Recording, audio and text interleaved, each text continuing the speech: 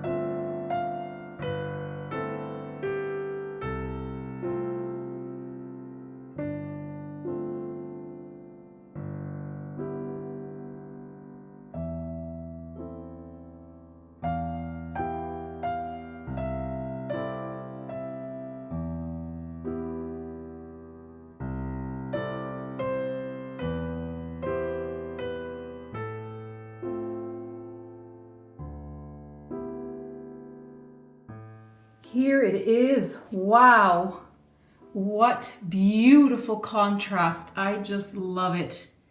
This green, it looks a lot more green, but it is a gray green with the yellow mixed in, and then to have the silver popping through there. All those cells, look at them. It looks amazing. Look at the details. Going too fast for you.